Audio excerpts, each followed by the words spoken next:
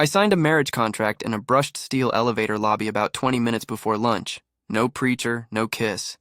Not even a handshake, just 5 signatures, a fingerprint, and a stylus that cost more than the last car I owned. The woman who handed me the papers didn't blink once. She just said, "No clauses get redlined. You're either in or out." I didn't know love worked like a software update, I muttered without thinking.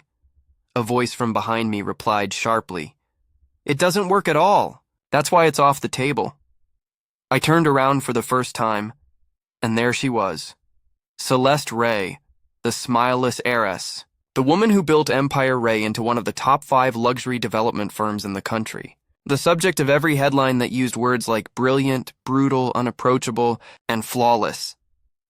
Now she was standing 10 feet from me in a black belted coat, gloves tucked between her folded arms, looking at me like I was something she needed to sterilize before touching. "You must be Ethan," she said. I cleared my throat. "Technically, I'm your husband. Technically, you're an investment. And you're, what? CEO of emotional bankruptcy?" Her expression didn't change. One brow lifted. "Nothing else. If I wanted banter, I would have hired someone from casting," she said. "Just smile when you're told, keep your story straight, and stay out of the top 3 floors." Noted. The next hour felt like corporate onboarding for a marriage I wasn't sure I was old enough to have. Room assignments, public behavior rules, photo ops, what I could touch, nothing. What I could say, less than nothing, and then came her final warning. "We don't do affection. We do appearances." Got it. "This arrangement is tactical," she continued. "Your role is to soften my image. I don't need you in meetings. I don't want dinners.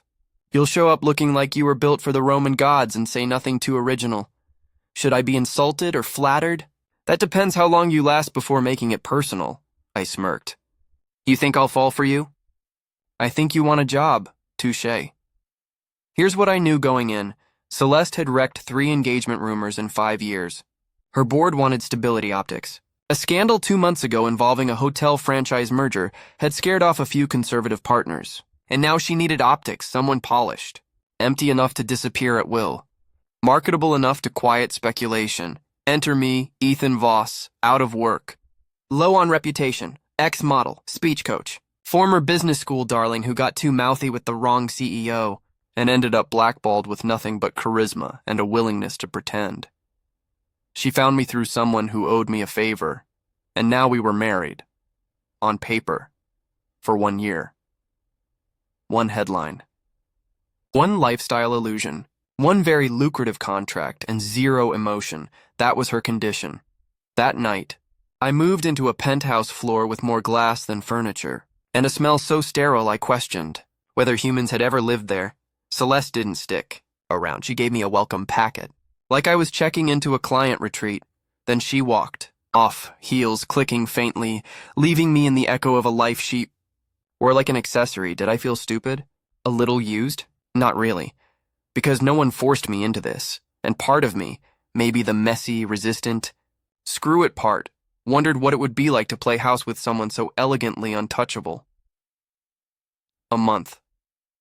That's what I gave myself. 30 days. Be the good little prop. Keep my head down. Cash the checks, and if I was lucky, she'd never even learn my middle name. 2 days later, standing beside her at a charity launch, a photographer shouted, "Mr. Ray, give us a smile." I did. She didn't. And then, unprovoked, out of nowhere, Celeste looked straight ahead at the cameras, didn't open her mouth. And I heard something that I swear to God was a voice. Inside my head, he won't last 30 days. But she didn't say it. Her lips never moved. Only her eyes shifted, and somehow I heard her, in my mind, like a sentence whispered where no sound had ever lived, and just like that, everything changed, not just the contract, the game. The first time it happened, I thought I was losing my mind. We were standing side by side at the charity gala, the one with the glass staircase and the endless parade of cameras. Celeste was perfect, expressionless, poised, her hand resting lightly on my arm for the photos. She didn't look at me. She didn't need to. But as the flashes went off, I heard it, clear as a bell, but not in my ears. He won't last 30 days. I blinked, looked at her. She hadn't moved her lips. She was still smiling that cold, practiced smile. I tried to shake it off.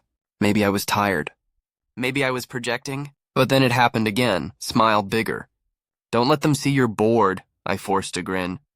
The photographer nodded, satisfied. Celeste's eyes flicked to me for half a second. Nothing in her face changed, but I heard it again. He's not as dumb as he looks. That's inconvenient. I nearly choked on my own breath. The rest of the night was a blur of handshakes and polite lies. I tried to focus on the conversations, but her thoughts kept cutting through the noise. Don't let him near the board chair. He'll ask about the merger. That woman's going to ask about my father. Deflect. Why is he still here? Most men would have run by now. I started to sweat. I excused myself to the bar, ordered a drink, and tried to breathe. Was I hallucinating? Was this some kind of stress-induced breakdown? I watched her from across the room. She was talking to a group of investors, her face a mask of icy charm. But in my head I heard, I hate this dress. I hate this room. I hate pretending. I almost laughed. I almost wanted to tell her I agreed. The next morning I tested it. She was in the kitchen, scrolling through her phone, coffee in hand. Morning, I said. She didn't look up. You're up early.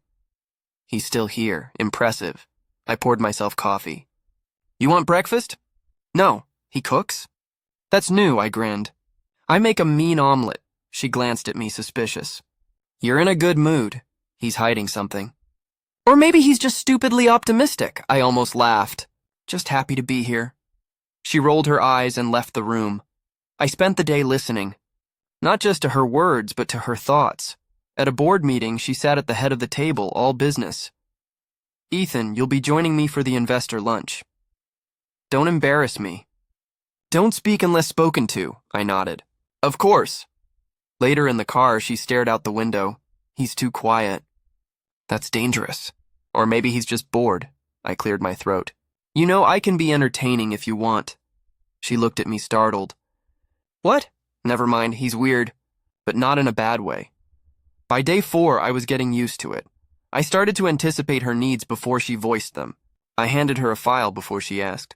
I redirected a conversation at a dinner when I heard her think, this is going to be a disaster. She started to notice. You're attentive, she said one night after I saved her from a nosy reporter. I shrugged. Just doing my job. He's better at this than I thought. Maybe too good. But it wasn't just business. Sometimes, late at night, I'd hear things she'd never say out loud. I wish I could sleep. I wish I could trust him. I wish I could stop being afraid. And sometimes, when she looked at me and thought I wasn't paying attention, I'd hear, he's not like the others. That's what scares me. I started to see her differently. Not as the ice queen everyone feared, but as a woman who was always on guard, always calculating, always alone. I realized she wasn't cold. She was protecting herself. And for the first time, I wondered what would happen if I stopped playing the role she'd written for me. What if I started playing my own game? That night, as I lay in bed, I heard her voice in my head one last time before I fell asleep. He won't last 30 days, but I almost hope he does. I smiled in the dark, because now I knew her secret, and I wasn't going anywhere. I started small, a comment here, a suggestion there. Nothing obvious. Just enough to make her pause. At a Monday strategy meeting, she was about to shut down a junior manager's pitch. I heard her think, he's going to mention the Paris deal. I don't want to talk about it, so I cut in, actually, I think the Paris deal is off the table for now, right? She blinked. Correct, the manager nodded, relieved. Celeste's eyes narrowed, but she said nothing. Later in the elevator, she glanced at me. You're getting good at this. At what? Reading the room, I shrugged. I pay attention. He's not just a pretty face. That's inconvenient, I grinned. You say that like it's a bad thing. She looked away, lips twitching. Don't get cocky. By week 2, I was a step ahead of her at every turn. She thought, I need the blue folder for the 2 p.m. I handed it to her before she asked. She thought, don't let the CFO corner me at lunch. I intercepted him with a joke about golf handicaps. She thought, if he brings up my father, I'll walk out. I changed the subject to her latest project. She started to notice. "You're efficient," she said one afternoon, after I redirected a nosy board member. "Just doing my job." He's too good. No one's this attentive unless they want something. I started to have fun with it. At a press event, she thought, don't let them ask about my personal life. So when a reporter started to pry, I stepped in. Actually, we're here to talk about the new development, not our marriage. Next question? Celeste shot me a look, half gratitude, half suspicion. Afterwards, she cornered me in the hallway. "Are you reading my emails?" "No." "Then how do you know what I need before I say it?" I smiled. "Maybe I'm just that good." She didn't buy it. He's hiding something. But I can't figure out what. The more I listened, the more I learned. Celeste wasn't just cold. She was scared. Scared of being used. Scared of being seen as weak. Scared of letting anyone close enough to hurt her. She thought about her father's legacy, the board's expectations, the press's scrutiny. She thought about me, too. He's different. He doesn't flinch. He doesn't beg. He doesn't try to impress me. She thought about the contract. 1 year. That's all. Then he's gone. Then I can breathe again. But sometimes, late at night, I'd hear something softer. He makes it easier. I wish I could tell him that. I started to push back. Not in big ways. Just enough to make her notice. She thought, he'll say yes to this dinner. He always does. I said, actually, I have plans tonight. She looked surprised. With who? Friends. He has friends? I thought he was a stray. I laughed. I'm not a dog, Celeste. She blinked. Did I say that out loud? No, but you're not as mysterious as you think. She frowned. But I saw the flicker of amusement in her eyes. The more I challenged her, the more she thawed. She started asking my opinion in meetings. She let me handle a difficult client. All. She even laughed once when I made a joke about her ice queen. Reputation. You're not afraid of me, are you? She asked one night as we rode home in the back of her car. No, I said. Should I be? She looked at me for a long moment. He's dangerous. Not because he's strong. Because he sees me, I smiled. You're not as cold as you pretend. She looked away, but didn't deny it. That night, as I lay in bed, I realized something had shifted. I wasn't just playing her game anymore. I was playing my own, and for the first time, I wondered what would happen if I stopped listening to her thoughts and started making her listen to mine. She was late to her own meeting. That never happened. I sat at the end of the conference table, watching the board members fidget and check their watches. The air was thick with impatience. When Celeste finally walked in, she didn't apologize. She just set her phone down, eyes sharp, jaw set, but in my head I heard it. Don't let them see you sweat. Don't let them see you bleed. She started the meeting, voice cool as ever. But her thoughts were a storm. They're circling. They want to crack. They want to see if I'll break. I watched her hands. They were steady, but her mind was racing. Don't look at Ethan. Don't let him see you're scared. I looked away, pretending to take notes. After the meeting, she cornered me in her office. You handled yourself well, she said. Thanks. She hesitated. You're different lately, I shrugged. Maybe I'm just getting used to the job. He's not just getting used to it. He's adapting. He's learning me. She sat on the edge of her desk, arms crossed. Do you ever get nervous? She asked. All the time. She blinked, surprised by my honesty. He's not lying. That's new, I smiled. You don't have to be perfect, you know, she stiffened. Perfection is the only thing that keeps this place running. If I let go, even for a second, everything falls apart. I leaned forward. What if it doesn't? She looked at me, eyes searching. Don't trust him. Don't trust anyone. That's how you get hurt. That night I heard her crying. Not out loud. Not in the hall, but in her thoughts. I can't do this. I can't keep holding it together. I wish someone would just hold me. I wanted to go to her room, to knock. To say something, but I didn't, because I knew she'd hate me for seeing her like that. So I waited. The next morning, she was back to normal. Cold. Controlled. Distant. But I saw the crack, and I knew it was real. A week later, We had a crisis. A leak in the press. A rumor about her father's old debts. The board was in a panic. Celeste was ice on the outside, but inside, they're going to use this. They're going to say I'm weak. They're going to say I'm just a girl who inherited a mess. I stepped in. I took the call. I redirected the narrative. I made a joke at my own expense, took the heat off her. She watched me stunned. Afterward, she pulled me aside. Why did you do that? I shrugged. Because I could. No one's ever done that for me. She looked at me, really looked, and for the first time, I saw fear in her eyes, not of me, of herself, of what it meant to let someone in. That night I heard her think, he's dangerous. He could break me or save me. I don't know which is worse. I smiled in the dark, because now the ice was cracking, and she was the one who was scared, not me. I was supposed to be invisible. That was the deal. Smile, nod, blend in. Be the perfect prop. But the more I listened, the more I realized I didn't want to disappear, and the more I spoke up. The more the people around Celeste started to notice. It started with a board member, Mr. Linton. The kind of man who wore his power like a cologne. He cornered me after a quarterly review. You're getting comfortable, he said. Voice low. Just doing my job, he smiled. But it didn't reach his eyes. Don't get used to it. This isn't a place for ambition.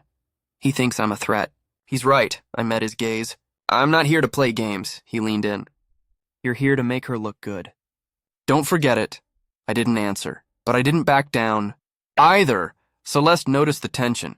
She called me into her office that night. You're making waves, she said. Isn't that what you hired me for? She frowned. Not like this. He's not supposed to be this bold.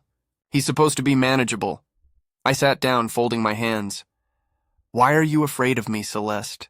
She stiffened. I'm not. I am. Because he sees too much, I leaned forward. You want control, I get it. But you can't have it both ways. You can't hire someone to be your shield and then get angry when they start fighting back, she glared at me. You're overstepping. Maybe. Or maybe I'm just tired of pretending I don't see what's happening. He's dangerous. He could ruin everything. Or save it, I stood up. You want a puppet? Find someone else. I'm not here to be your prop. She didn't say anything, but her thoughts were loud. Don't leave. Not yet, I need you. But I can't say it. The next day the board tried to freeze me out. Meetings rescheduled. Emails unanswered. My access to certain files temporarily restricted. Celeste didn't intervene, but she watched, and I watched her. That night, I found her in the rooftop garden staring at the city lights. You're losing them, I said quietly. She didn't turn. I know. I'm losing myself too. I stepped closer. You don't have to do this alone, she closed her eyes. Don't trust him. Don't trust anyone. But I want to. I reached out just enough for her to feel my presence. I'm not your enemy. Celeste. She opened her eyes, finally looking at me. For a moment, the mask slipped, and I saw her, really saw her. Not the CEO, not the Ice Queen, just a woman who was tired of fighting alone. I should have been a puppet, I said softly, but I became a threat. She didn't argue. She just stood there, silent. And for the first time, I realized maybe that was what she needed most, someone who wouldn't disappear, even when she tried to make me. The night before the investor summit, I packed my bag. Not much to take, just a few suits, my phone, the contract I'd never bothered to read twice. I was ready to walk. Celeste hadn't spoken to me all day. Meetings were tense. Her eyes never met mine. I heard her thoughts, but they were jumbled, static, half-formed like a radio between stations. He's leaving. Good. That's what I wanted. Isn't it? I zipped my bag, heart pounding. I didn't want to go, but I wasn't going to stay where I wasn't wanted. She found me in the hallway, just as I was about to leave. You're going? She asked, voice flat. I nodded. You made it clear I'm not needed. She looked away. Say something. Don't let him go. Don't be weak. I waited. She said nothing. I started to walk past her. She grabbed my arm. Just for a second. Don't, she said. But her voice was barely above a whisper. Don't leave me. Please. I can't say it, but don't. I froze. For the first time, her thoughts were louder than her words. I turned to face her. Celeste, what do you want? She shook her head. It doesn't matter. It matters. It matters more than anything. But I can't risk it. I stepped closer. You're not alone. You don't have to be. She looked at me, eyes shining with something I'd never seen before. Fear, hope, longing. If I ask him to stay, he'll know I'm weak. He'll know I care. I reached for her hand. She didn't pull away. Tell me, I said softly. She swallowed hard, but her lips stayed closed. Only her thoughts answered. Don't leave. I need you. I need you more than I want to admit. I squeezed her hand. I'm not going anywhere, I said. She blinked, surprised. He heard me. How did he hear me? I smiled. You don't have to say it out loud. She let out a shaky breath. For a moment, the ice melted. She leaned into me, just enough for me to feel her warmth. We stood there, silent. No more words, no more thoughts, just presence. The next day at the summit, she introduced me as her partner, not her prop, not her husband, her partner. The board noticed, the investors noticed, but most importantly, she noticed, and for the first time, I didn't need to hear her thoughts to know what she was feeling. I could see it in her eyes. That night, as we walked home, she slipped her hand into mine. No words, no thoughts, just a simple, silent promise. She wasn't ready to say it, but she didn't have to, because I already knew. And for the first time, I realized sometimes the loudest confessions are the ones you never say out loud. I stopped waiting for her to make the first move. At meetings, I spoke up before she could shut me down. At events, I took her hand before the cameras flashed. She didn't pull away, not anymore. One afternoon, a reporter asked about our marriage. Celeste started to answer, but I cut in. We're partners, I said. In every sense. She looked at me, startled. He's not supposed to say that. He's supposed to let me control the story. I smiled at her, daring her to contradict me. She didn't. At home, I started cooking dinner. She watched from the doorway, arms crossed. You're not following the rules, she said. Maybe the rules need to change. She raised an eyebrow. You're getting bold, I shrugged. You hired me for my looks. Turns out I have opinions, too. She almost smiled. He's dangerous. He makes me want things I can't have. I set the table for two. She sat down. We ate in silence, but it wasn't uncomfortable. It was new. She started asking for my advice on deals, on people, on her own doubts. She didn't always take it, but she listened. And sometimes when she thought I wasn't paying attention, I'd hear, he makes me feel safe. I hate that I need that. One night after a long day, she found me on the balcony. The city lights glowed below. She stood beside me, close enough to touch. I used to think I could do this alone, she said. I looked at her. You don't have to, she hesitated. If I let him in, I lose control. But maybe that's not so bad. I reached for her hand. She let me. The next morning, she was colder. She snapped at me in a meeting, ignored my texts, left early, but I knew what was happening. She was falling, and it scared her. That night, I found her in the kitchen, staring at the window. You're running, I said. She didn't deny it. I don't know how to stop, she whispered. I stepped closer. Let me help. She looked at me, eyes wide. He means it. God, he means it, I smiled. You don't have to say anything, just let me stay. She nodded just once, and for the first time, I felt her walls start to crumble. Not because I broke them, but because she wanted to let them fall. It happened on a Tuesday. I woke up, rolled over, and waited for the usual static in my head. Nothing. No whispers. No stray thoughts. No Celeste. Just silence. I sat up, heart pounding. Was it gone? Was it broken? Was I... At breakfast, she poured coffee, eyes on her phone. Morning, I said. She glanced up. Morning, I waited, nothing, no echo, no secret, no hint of what she was feeling. I tried to listen harder, still nothing. All day, I watched her. In meetings, she was calm. In the car, she was quiet. At home, she was unreadable. I realized how much I'd relied on her thoughts, how much I'd stopped trusting her words, how much I'd stopped trusting myself.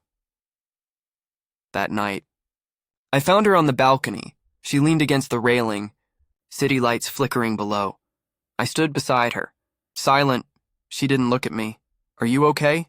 I asked. She nodded. "Just tired." I waited for more. But there was nothing. No voice in my head, no secret window. Just her. I panicked. What if she was done with me? What if she was building walls again? What if I'd lost the only thing that made me special? I almost asked her, but I stopped. Because for the first time I realized, if I wanted to know her heart, I'd have to ask, not listen, not cheat, just trust. I reached for her hand. She let me. We stood there, quiet, no thoughts, no secrets, just two people, side by side, learning how to speak out loud. That night, as I drifted to sleep, I realized something. Maybe the real magic wasn't hearing her thoughts. Maybe it was learning to listen when she finally decided to speak. The company anniversary gala was a circus, cameras everywhere, investors in tuxedos, Celeste in a silver dress, flawless as ever. She stood at the edge of the stage, arms folded, eyes scanning the crowd. I watched her, heart pounding, no thoughts in my head, just my own, just this moment. The MC called my name. I walked up, took the mic and looked out at a sea of faces. I saw her, front row, unreadable. I took a breath. This company, I began, was built on vision, on discipline, on control, a polite laugh, but what no one ever saw, what I never said, was that none of it would have survived without the woman standing right there. I pointed to Celeste. She froze. Murmurs rippled through the room. I kept going. She's not just a CEO. She's not just a headline. She's not just the ice queen you all whisper about. I looked at her, straight in the eyes. She's the reason I'm here. The reason I stayed. The reason I learned what it means to fight for something real. A hush fell. I smiled, voice shaking. I was hired to be a prop. A face. A story. But I fell in love with the woman behind the legend. Celeste's eyes widened. And I'm done pretending. I'm done hiding. I'm done being silent. I set the mic down, walked off the stage, straight to her. She stared at me, stunned. I reached for her hand. She didn't pull away. Not this time. The cameras flashed. The crowd erupted. But all I saw was her. All I heard was her voice. Finally. Not in my head, but right in front of me. "Thank you," she whispered. And for the first time, I knew we were finally speaking the same language. The world didn't end after my confession. No one fired me. No one stormed out. The board didn't implode. If anything, the company's stock ticked up the next morning. But that wasn't what mattered. What mattered was the look on Celeste's face as the crowd faded and the lights dimmed. She didn't let go of my hand.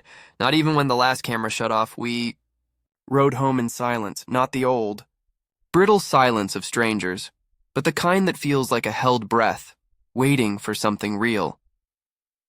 She poured herself a glass of wine, sat on the edge of the sofa, and stared at me. "You didn't have to do that," she said. I shrugged. I wanted to. She looked down at her hands. For the first time, I couldn't hear her thoughts. But I didn't need to. She took a long sip, then set the glass aside. "I built my life on control," she said quietly. "Every move, every word, every headline. I thought if I could just keep everything in order, nothing could hurt me." I sat beside her, close but not touching. She kept going. "I hired you because I thought you'd be safe, disposable, someone who wouldn't get close enough to matter."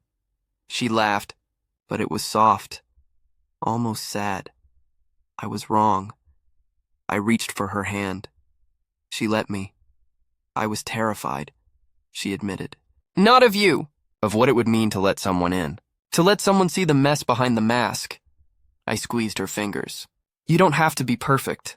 She looked at me, eyes shining. I don't know how to be anything else. I smiled. Then let's learn together. The next morning, she called a meeting, not just with the board, with the entire company.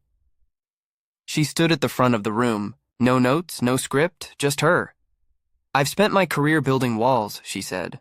Protecting this company. Protecting myself. But I forgot that sometimes the strongest thing you can do is let someone stand beside you. She looked at me. This is Ethan. He's not just my husband. He's my partner, my equal. And I trust him. A ripple of surprise moved through the room, but no one objected. Not this time. Afterward, she found me in her office, closed the door, leaned against it. Arms crossed. I'm scared, she whispered. I walked to her, wrapped my arms around her. So am I. She buried her face in my chest. For the first time, she let herself be held. No armor, no mask, just Celeste, just me. We didn't talk about the contract. We didn't need to. It was over. We were real now. No more secrets, no more games, just two people, finally willing to risk everything for something true. That night, as we lay in bed, she traced circles on my chest. Do you still hear my thoughts? She asked. I shook my head. No, but I don't need to, she smiled. Good, because I want to say this out loud. She looked into my eyes. I love you, Ethan. My heart stopped. I kissed her, slow and deep. I love you too. Celeste. The world kept spinning. The company kept growing. But for the first time, I didn't care about the headlines. I cared about the woman beside me. The woman who taught me that control is nothing without trust. That love is louder than silence. That sometimes, the bravest thing you can do is let someone in. We built something new. Not a contract, not a facade, a partnership, a life. And this time, we did it together.